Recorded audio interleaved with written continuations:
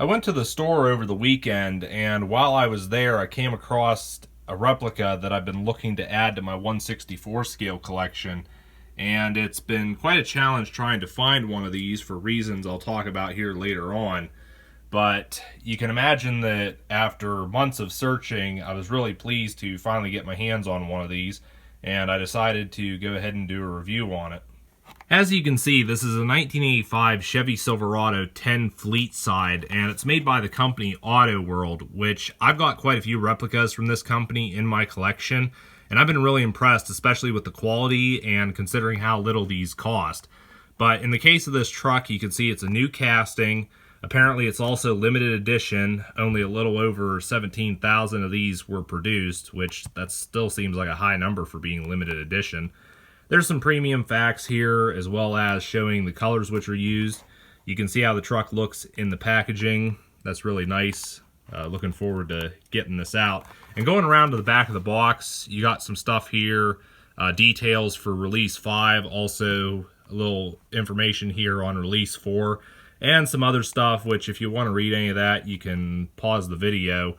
But something I wanted to mention in regards to how hard it's been to find this truck is that when I go to the store, I can find everything on this list for Series 5 with the exception of the 1985 Chevy. So I don't know if, there's just not a lot of them being put on the pegs, or if that's the one people are scarfing up. I mean, it's literally taken me months to find one of these trucks. And again, I was only able to find one. Real quick, I wanted to show the other die-cast items I got with that truck.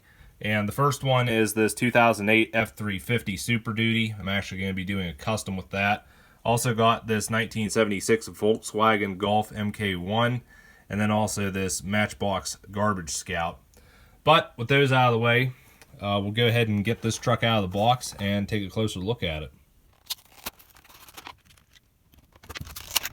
Getting up close to this truck, hopefully you can see the amount of detail that's been afforded to this. And the first thing I want to point out is that it is fitted with rubber tires, and I believe most of Auto World's cars do come with rubber tires. I know I've got some in my collection that are fitted with plastic wheels, but the tires on this truck are rubber. The back bumper looks to be well detailed. You can also see we've got the Chevy emblems on this truck as well. And I'm really liking the paint on this. I like the dark metallic blue we have, and also the poly white two-tone, definitely reminiscent of how these trucks used to look. I do notice on the front bumper here we've got, looks like a speck of yellow and a small chip in the silver there. A bit sloppy, but I might be able to touch that up. You can also see that the truck does have a detailed interior, and the interior has been made to match this truck. It's not just a typical like black interior that they throw into these and call it a day. This sort of has like the metallic bluish look that the body has.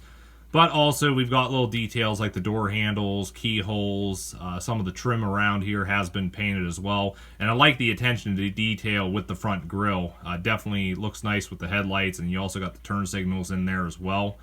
And the truck also has an opening hood and an opening tailgate, which I'll go ahead and show here in a little bit. But the taillights also look pretty accurate. And also this bit of silver back here on the tailgate, again, really nice. And I gotta say that this truck is well detailed, and especially at the cost. Like I said, these Auto World vehicles, I think I pay about $5 for these, and they are really nicely done.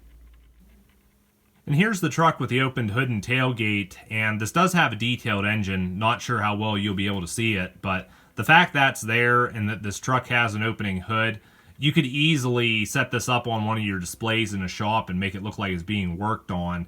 And with the addition of the opening tailgate, you can see the inside of that is detailed, as well as the bottom of the truck bed. You can load this up with, I don't know, just about anything and add to the look of it. And the fact this truck has additional features such as the opening hood and tailgate, that I feel is a really big positive, again, especially for the price. I think I paid about $5 for this. That's about standard for these Auto World cars. And these additional features, you don't find these on trucks like this, which you get from Greenlight, which I think are around the same price, maybe a little bit more.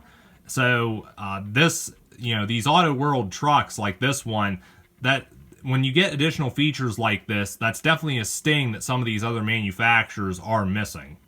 So this 85 is the newest addition to quite a fleet of other square body Chevys that I have in my collection. And some of these I custom built, others I purchased, and you can probably see what all I have here. I don't think I need to point everything out, but I do quite like the look of these square body trucks. And I've got ones from other manufacturers like Ford and Dodge, and even got some of the square body Toyotas. But these trucks definitely had a nice look to them with the square bodies. They're definitely different than the streamlined looking ones that we have today. And funny enough, I've seen quite a few people out there trying to buy up these old square bodies, so it just shows even to this day they're still very desirable. So that is going to wrap up my review on this 1985 Chevy pickup by Auto World. Again, I'm really impressed with this. I like the attention to detail with it. And I would recommend this to anyone that's a fan of the older square body pickups, or you just want something like this in your 1/64 scale collection. I think it's worth getting, especially at the price. I only paid, I think, $5 for this plus tax at Walmart. The big thing is if you can find these. Like I said, I've taken quite a few months to get my hands on this one, just because every time I'd go to the store, this would be the one piece that was not there. Everything else was on the pegs except this truck.